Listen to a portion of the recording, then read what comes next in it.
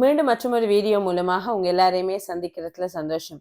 குழந்தைகள் வளர்க்கிறப்போ குழந்தைகளோட உளவியல், அவங்களோட மனது ரீதியாக அவங்க எவ்வளோ சந்தோஷமா இருக்காங்க, அல்லது அவங்க எந்த ஸ்ட்ரகிளும் இல்லாம இருக்கிறாங்க அப்படிங்கிறது தான் எந்த ஒரு பெற்றோருக்குமே ஒரு மிக முக்கியமான விஷயமா இருக்கும். எங்கட குழந்தைகள் மனதளவுல பாதிக்கப்பட்டிருக்கிறாங்களா, அல்லது இமோஷனலி அவங்களுக்கு ஏதாவது ஒரு ஸ்ட்ரகிள் இருக்கா அப்படிங்கிறத தெரிந்து கொள்றது எப்படிங்கிற கேள்வி நிறைய பேருக்கு இருக்கும். அல்லது எங்கள் குழந்தைகள சில மாற்றங்களை நாங்க அவதானிக்கிற நேரம், இந்த மாற்றங்களை எல்லாம் நாங்க ஜஸ்ட் இக்னோர் பண்ணலாமா, அல்லது இதுக்கெல்லாம் நாங்க ஒரு கவுன்சிலர் அல்லது ஒரு சைக்காலஜிஸ்ட்டை நாங்க கன்சல்ட் பண்ணணுமா, இப்படியான விஷயங்களும் நிறைய பெற்றோர்களுக்கு ஒரு கேள்வியா இருக்கும். ஸோ பொதுவாகவே இந்த குழந்தைகள் வளர்ற நேரம் எந்த கட்டத்துல அவங்களுக்கு இமோஷனலி அவங்களுக்கு ஒரு ஸ்ட்ரகிள் வருது அப்படிங்கிறதும், அப்படி அவங்களுக்கு ஒரு ஸ்ட்ரகிள், அவங்களுக்கு உளவியல் ரீதியான பிரச்சனைகள், ஏதாவது மனதளவுல அவங்க ஒரு பாதிப்பை எதிர்நோக்குற நேரம் அது என்ன மாதிரியான அறிகுறிகளாக அந்த குழந்தைகள்ல வெளிப்படும் அப்படிங்கிறதும், எப்படியான சந்தர்ப்பங்கள்ல நீங்க ஒரு ஒரு சப்போர்ட், ஒரு ப்ரொஃபஷனல் ஹெல்ப், ஒரு கவுன்சிலர், ஒரு சைக்காலஜிஸ்ட்டை நீங்க அணுகணும் அப்படிங்கிறத பார்க்கறதான் இந்த வீடியோட நோக்கமாக இருக்க போகுது. பொதுவாகவே எங்களோட குழந்தைகள் வளர்ற நேரம் குறிப்பிட்ட சில காலகட்டங்கள்ல அவங்களுக்கு உளவியல் ரீதியான ஏதாவது ஒரு பிரச்சனை ஒன்று வரும். எது என்று அறியாமலே சில வயதுகள்ல அந்த மாதிரியான மாற்றங்கள் ஏற்படும். அதுல முதலாவது உங்களோட குழந்தைகள் இந்த ஸ்கூலுக்கு போக முந்தியான ஒரு 5 வயது இருக்கு இல்லையா, ஸோ இந்த நேரம் உங்களோட குழந்தைகளோட உடல் ரீதியான ஒரு மாற்றம் நடக்கிறதோட அவங்களோட உளவியல் ரீதியான ஒரு பெரிய மாற்றம் ஒன்று நடக்கும். இந்த செப்பரேஷன் ஆங்ஸைட்டி, உங்களை விட்டுட்டு ஒரு ஸ்கூலுக்கு போறது, அல்லது ஒரு நர்சரிக்கு போயிட்டு இருக்கிற பிள்ளை ஸ்கூலுக்கு போகணும் அப்படிங்கிறது. ஸோ இந்த மாதிரியான நிலைமைகள்ல அவங்களோட உளவியல்ல ஒரு மாற்றம் வரும். இது முதலாவது ஒரு ஸ்டேஜாக எடுக்கலாம். அடுத்தது தான் இந்த 8 வயது குழந்தைகள். இந்த 8 வயது அப்படிங்கிறது ஒரு டிஃபிகல்ட் ஏஜ் அப்படின்னு கூட சொல்லலாம். ஏண்டா இந்த குழந்தைகள் ப்ரீ டீன் அப்படின்னு நாங்க சொல்றதுக்கு உரிய அந்த 11, 12 வயதும் இல்லை, டீனேஜும் இல்லை. ஆனா பருவம் அடைதல் அப்படிங்கிறத ஃபேஸ் பண்ணக்கூடிய ஒரு வயது அப்படிங்கிறதால ஒரு கன்ஃபியூஷன் வர ஒரு ஸ்டேஜாக இந்த 8 வயது இருக்கும்.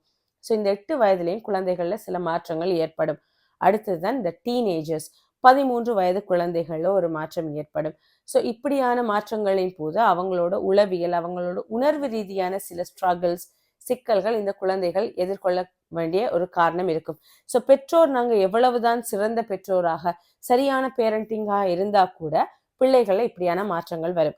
அது இல்லாம வேறு ஏதாவது ஒரு என்வாயன்மெண்டல் சேஞ்சஸ், குழந்தைகளுக்கு ஏதாவது அவங்களோட சூழல் வளமையை விட்ட மாற்றம் ஒன்று ஏற்படுது, அல்லது பெற்றோர்களுக்கு இடையில வர பிரச்சனைகள், பேரண்ட்ஸ் அவங்களுக்குள்ள சண்டை போட்டுக்கொள்ளுது, இப்படி நிறைய விஷயங்களால உங்களோட குழந்தைகள் இமோஷனலி சேலஞ்சாக அல்லது இமோஷனலி ஸ்ட்ரகிள் பண்ணக்கூடிய வாய்ப்பு இருக்கும். ஸோ உங்களோட குழந்தைகள்ல என்ன மாதிரியான மாற்றங்களை நீங்க எதிர்கொள்ற நேரம், அல்லது என்ன மாதிரியான மாற்றங்கள் தென்படுற நேரம் அவங்க இமோஷனலி ஸ்ட்ரகிள் பண்றாங்க அப்படிங்கிறத நாங்க டீட்டெயில்டா பார்க்கலாம். முதலாவது அவங்களோட பிஹேவியர்ஸ்ல வர சேஞ்சஸ், நடத்தை மாற்றங்கள் அப்படிங்கிறது முக்கியமானதாக இருக்கும். இவ்வளவு நாளும் நல்ல கலகலப்பா எல்லாரோடையும் ஃப்ரெண்ட்ஸ் ஃபேமிலியோட இருந்தவங்களோட குழந்தை சடுதியாக தன்னை தனிமைப்படுத்தி கொள்ளுதா, தான் மற்ற ஃப்ரெண்ட்ஸ் அல்லது ஃபேமிலியை விட்டு கொஞ்சம் ஒரு விட்ரோவலாக தனியாகி கொள்ளுதா, அல்லது அந்த குழந்தையோட சாதாரணமான ஆக்டிவிட்டிஸ், அது ஹோம்ஒர்க் செய்யறது, அது படிக்கிறது, அது மார்க்ஸ் எடுக்கிறது, இதுல ஒரு குறைபாடு, ஒரு டிக்ளைன் ஒன்று சடுதியாக ஏற்படுதா அப்படின்னு சொன்னா உங்களோட குழந்தை ஏதோ ஒரு வகையில இமோஷனலி ஸ்ட்ரகிள் பண்ணுது அப்படின்னு சொல்லி அர்த்தமாக எடுக்கலாம். இது வரைக்கும் அவங்க ரொம்பவே இன்ட்ரெஸ்டாக விளையாடி கொண்டது, விளையாட்டு, சாப்பாடு, இந்த விஷயங்கள்ல இருந்தெல்லாம் அவங்க கொஞ்சம் கொஞ்சமா இன்ட்ரெஸ்ட்டை விடுறது. அடுத்தது அக்ரெஷன், கோவப்படுறது, இரிட்டபிளாக இருக்கிறது, எதற்கெடுத்தாலும் எரிந்து விழுறது, இப்படி அவங்களோட பிஹேவியர்ஸ்ல சேஞ்சஸ் வருது அப்படின்னு சொன்னா நீங்க அவங்களுக்கு ஏதோ ஒரு பிரச்சனை இருக்குங்கிறத ஊகிக்கணும். அடுத்ததுதான் ஸ்லீப் பேட்டர்ன். உங்களோட குழந்தைகள் நல்லா தூங்கிட்டு இருந்த குழந்தை இப்ப தூக்கம் இல்லை, இரவையில பயந்து விழிக்குது, நைட் மேஸ் அப்படின்னு சொல்லுவோம், கனவு கண்டு விழிக்குது, தூங்க லேட் ஆகுது. அப்படி இல்லைன்னா சில குழந்தைகள் நிறைய நேரம் தூங்குது, அடிக்கடி சோர்ந்து தூங்குது அப்படின்னு சொல்லி ஸ்லீப் பேட்டர்ன்ல சேஞ்சஸ் வருது அப்படின்னாலும் உங்களோட குழந்தை இமோஷனலா ஸ்ட்ரகிள் பண்ணுது அப்படின்னு அர்த்தப்படுத்தலாம். அதே நேரம் இவ்வளவு நாளும் உங்களோட பிள்ளைகள் ட்ரை ஆக, அதாவது பாத்ரூம்லேயே அவங்க யூரின் பாஸ் பண்ணி கொண்டு இருந்த குழந்தைகள்ல திடீரென்று பெட் வெட்டிங் அப்படிங்கிற ஒரு இயல்பும் ஆரம்பிக்கும். இரவையில படுக்கையை நினைக்கிறது. ஸோ இந்த இயல்புகளும் ஆரம்பிக்கிறதுக்கான சாத்தியக்கூறுகள் இருக்கு. அது இல்லாம சாப்பாட்டுல வர, அதாவது ஈட் பேட்டர்ன், அவங்களோட ஃபுட் பேட்டர்ன்ல சேஞ்சஸ் வரும். இவங்க சாப்பிட்றத தவிர்த்து கொள்வாங்க. பசி இல்லை அப்படின்னு சொல்லுவாங்க, அப்படி இல்லைன்னா எனக்கு பசிக்குது பட் என்னால சாப்பிட முடியலை அப்படின்னு சொல்லுவாங்க. அல்லது பிஞ்ச் ஈட்டிங் அப்படின்னு சொல்லுவோம், அதிக அளவாக சாப்பிட்றது. எதை பார்த்தாலும் சாப்பிட்றது. ஸோ இப்படி உங்களோட குழந்தைகளோட சாப்பாட்டு தெரிவுகள் முறைமைகள்ல வந்து ஏதாவது ஒரு மாற்றம் இருக்கு அப்படின்னா அது உடலியல் ரீதியாக மட்டும் இல்லாம உளவியல் ரீதியான காரணியாக கூட இருக்கலாம். அடுத்ததான் வந்து மூட் ஸ்விங்ஸ், அடிக்கடி மூட் சேஞ்ச் ஆகுறது. சந்தோஷமாக ஒரு கட்டத்துல இருக்கிறது, பிறகு எந்த ஒரு காரணமும் இல்லாம சேடா இருக்கிறது. அதாவது குழந்தை வந்து எனக்கு என்னன்னு தெரியல, அழனும் மாதிரி இருக்கு, என்னன்னு தெரியல, எனக்கு கவலையா இருக்கு. ஸோ இப்படியான விஷயங்களை சொல்ல ஆரம்பிக்கும். சின்ன விஷயம், இவ்வளவு நாளும் சின்னதாக இருந்த ஒரு விஷயத்துக்கு அழத் தொடங்கும் அல்லது அழுகிறத வந்து ஆரம்பிக்கும். ஸோ இப்படியான இயல்புகள் உங்களோட குழந்தைகள்கிட்ட நீங்க பாக்குறீங்க அப்படின்னா, அதிக அளவு கோபத்தை வெளிப்படுத்துதுன்னா அது கூட உளவியல் தாக்கமாக இருக்கலாம். அடுத்தது பிசிக்கல் கம்ப்ளைண்ட்ஸ், உடல் உபாதைகள் வந்து கம்ப்ளைண்ட் பண்ணுவாங்க. எப்பவுமே எனக்கு சோர்வா இருக்கு, அல்லது எனக்கு கால் வலிக்குது, தலைவலி, அடிக்கடி தலைவலி, ஒற்றை தலைவலி சொல்லுவாங்க. அப்படி இல்லைன்னா வயிற்று வலி இருக்கும். ஸோ இது வந்து உடலியல் காரணமாக கூட இருக்கலாம். ஸோ இதுக்கு நீங்க டாக்டர்கிட்ட போயிருப்பீங்க, மருந்து எடுத்திருப்பீங்க, டெஸ்ட் எல்லாம் எடுத்து பார்த்திருப்பீங்க. ஆனா வந்து எந்த ஒரு நோய் காரணியுமே இல்லை அப்படின்னு சொல்ற நேரம் இது வந்து உங்களோட குழந்தை உளவியல் தாக்கத்துக்கு உட்படுத்தப்பட்டிருக்கிற நேரமும் இப்படியான கம்ப்ளைண்ட்ஸ் வந்து வெளியே வரதுக்கான வாய்ப்புகள் இருக்கும். மற்ற காரணம் வந்து சோஷியல் விட்ரோவல், அவங்களோட நண்பர்கள் உறவினர்களிலிருந்து தன்னை தனிமைப்படுத்திக் கொள்றது, அல்லது ஸ்கூல்ல ஏதாவது ஒரு இவெண்ட் நடந்தா இவ்வளவு நாளும் விரும்பி போயிட்டு இருக்கிற பிள்ளை திடீரென்று போகாம விடும். அந்த ஃபங்க்ஷனுக்கு எனக்கு போகல, அது ட்ரிப் போறேன்னு சொன்னா நான் அதுக்கு போகல. ஸோ அப்படியான விஷயங்கள், அல்லது ஃப்ரெண்ட்ஸோட பர்த்டே பார்ட்டிக்கு வந்து இன்வைட் பண்ணியிருந்தா முதல்ல எல்லாம் ஆர்வம் காட்டிட்டு இருந்த பிள்ளை இப்ப நான் போக முடியாதுன்னு சொல்லுது. ஸோ இந்த மாதிரியான காரணங்கள் கூட ஏதோ ஒரு தாக்கத்தை வந்து வெளிப்படுத்தக்கூடியதாக இருக்கும். படிப்புல நாட்டம் இல்லாம போறது, ஹோம்ஒர்க் செய்யாம போறது, மார்க்ஸ்ல குறைவு ஏற்படுறது, ஸ்கூல்ல இருந்து கம்ப்ளைண்ட்ஸ் வர்றது, மற்றவங்களோட ஏதாவது பிரச்சனை படுறாங்க, அடிக்கிறாங்க, சண்டை பிடிக்கிறாங்க. ஸோ இப்படியான விஷயங்களை கூட உங்களோட குழந்தைகள் வந்து வெளிப்படுத்தலாம். அது இல்லாம எனக்கு ஏதாவது ஒரு ஹெல்ப் வேணும், ஐ நீட் அ ஹெல்ப் அப்படிங்கிறது சில குழந்தைகள் வெளிப்படுத்துவாங்க. எனக்கு ஏதாவது ஹெல்ப் பண்ணுங்க, எனக்கு சப்போர்ட் பண்ணுங்க, நீங்க எனக்கு சப்போர்ட் பண்றீங்கல்ல, நீங்க எனக்கு உதவி செய்றீங்கல்ல. ஸோ இப்படியான விஷயங்கள் உங்களோட குழந்தைகளோட வார்த்தையிலிருந்து வருது அப்படின்னா அவங்களுக்குள்ள ஏதோ ஒரு பிரச்சனை இருக்கு, அவங்களுக்குள்ள ஏதோ ஒரு உளவியல் தாக்கங்கள் இருக்கு, நாம அதுக்கு ஏதோ ஒன்று செய்யணும் அப்படிங்கிறத பெற்றோர்களான நீங்க புரிந்து கொள்ளலாம். திடீரென்று உங்களோட குழந்தைகள் பொய் சொல்ல ஆரம்பிக்குது, உங்கள்ட்ட இருந்து ஏதோ ஒரு விஷயத்த மறைக்குது, அப்படிலாம் தன்னை தானே காயப்படுத்தி கொள்ற மாதிரியான விஷயங்களை செய்யுது, தலையில அடித்து கொள்ளுது, சுவர்ல தலையை கொண்டு போய் முட்டுது.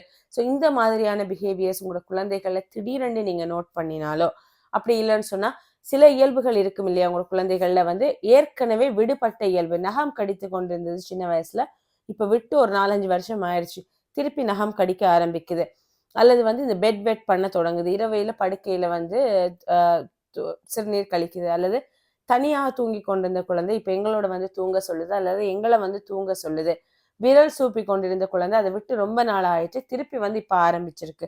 ஸோ இப்படி ஏற்கனவே விடுபட்ட சில இயல்புகள் திருப்பி உங்களோட குழந்தைகள்ல பிஹேவியர்ல காட்டப்படுது அப்படின்னு சொன்னா அதுவும் வந்து உங்களோட குழந்தைகள் இமோஷன்ல ஏதோ ஸ்ட்ரகிள் பண்றாங்க அப்படின்னு சொல்லி ஒரு காரணமாக நாங்க எடுக்கலாம். ஸோ இந்த இயல்புகள் வந்து உங்களோட குழந்தைகள்ல வெளிக்காட்டப்படுது அப்படின்னு சொன்னா அவங்களுக்கு கட்டாயம் ஏதோ ஒரு வகையில ஒரு ஹெல்ப் தேவையாக இருக்கும், நிறைய காரணங்களாக இருக்கும். இந்த காரணம் என்ன அப்படிங்கிறத பெற்றோராகிய நீங்க முதல்ல குழந்தைகளோட பேசி தெரிந்து கொள்ளணும். உதாரணமா சில காரணங்களை நாங்க சொல்லப்போனா அகாடமிக் ப்ரெஷர், பிள்ளைகளுக்கு படிப்புல வந்து ஒரு ப்ரெஷர் ஒன்று ஏற்படுத்தப்படுறது, ஸ்கூல்லையும் சரி வீட்லையும் சரி ஒரு ப்ரெஷர் ஒன்று ஏற்படுத்தப்படுற நேரம் இப்படியான விஷயங்கள் வெளிப்படுத்தப்படும். அடுத்தது பருவமடைதல், ஹோமோனல் சேஞ்சஸ், அது மூலமான வர மனநிலை உடலியல் மாற்றங்களால கூட இது இருக்கும்.